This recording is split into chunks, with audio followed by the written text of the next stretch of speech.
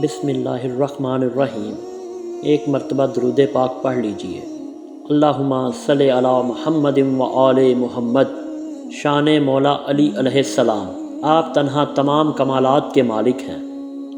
حضرت علی علیہ السلام نہ صرف تمام اچھے لوگوں کی صفات کے تنہا حامل ہیں، بلکہ پیغمبر اسلام صلی اللہ علیہ وآلہ وسلم کے علاوہ تمام اولو العزم پیغمبروں کے اوصاف کا بھی خلاصہ ہیں۔ اہل سنت والجماعت کے ایک معروف عالم محقی نے پیغمبر اکرم صلی اللہ علیہ وآلہ وسلم سے یوں روایت کی ہے کہ آپ صلی اللہ علیہ وآلہ وسلم نے فرمایا، جو شخص آدم علیہ السلام کے علم کو، نوح علیہ السلام کے تقویٰ کو، ابراہیم علیہ السلام کے علم کو اور موسیٰ علیہ السلام کی عبادت کو دیکھنا چاہتا ہے تو وہ علی ابن ابی طالب پر نگاہ کرے۔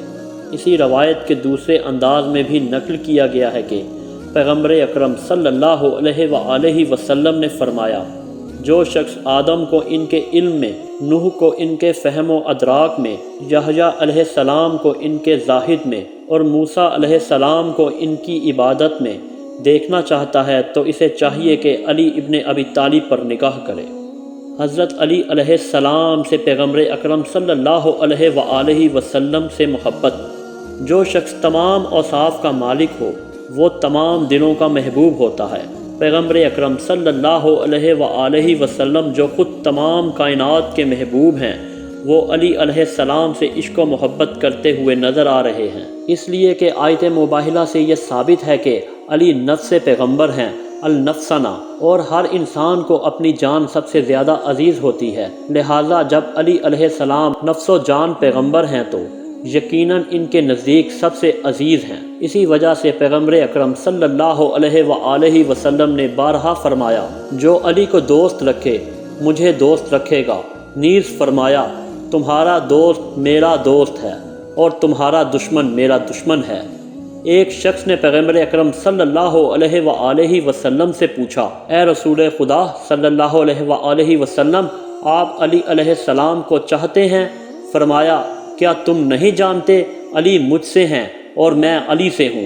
مناقب میں پوری سند کے ساتھ رسول اکرم صلی اللہ علیہ وآلہ وسلم سے نقل ہوا ہے، خداوند عالم نے مجھے اپنے صحابیوں میں سے 4 صحابی کو دوست رکھنے کا حکم دیا ہے اور اس نے خبر دی ہے کہ وہ بھی ان سے محبت کرتا ہے۔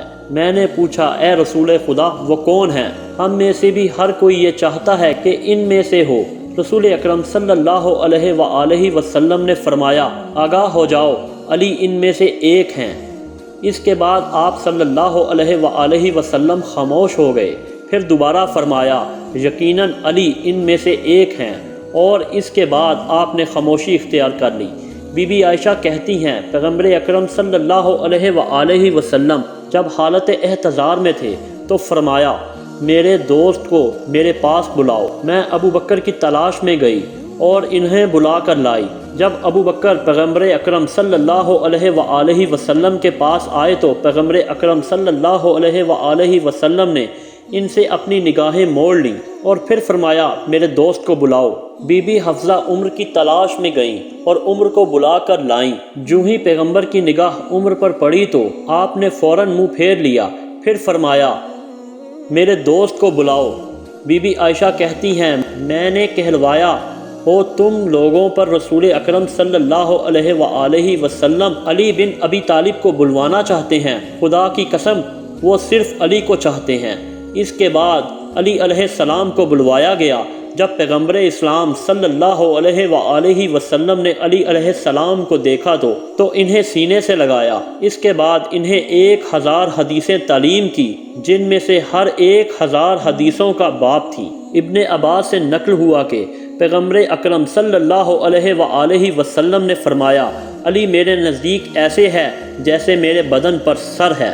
اس میں کوئی شک نہیں کہ پیغمبر اکرم صلی اللہ علیہ وآلہ وسلم کی علی علیہ السلام سے محبت خاص غرض کے تحت نہیں تھی، بلکہ آپ میں جو فضائل و کمالات کی بنا پر آپ سے محبت تھی، جو فضائل و کمالات خود پیغمبر اکرم صلی اللہ علیہ وآلہ وسلم نے اپنی زبان مبارک سے گاہ بگاہ بیان فرمائے تھے۔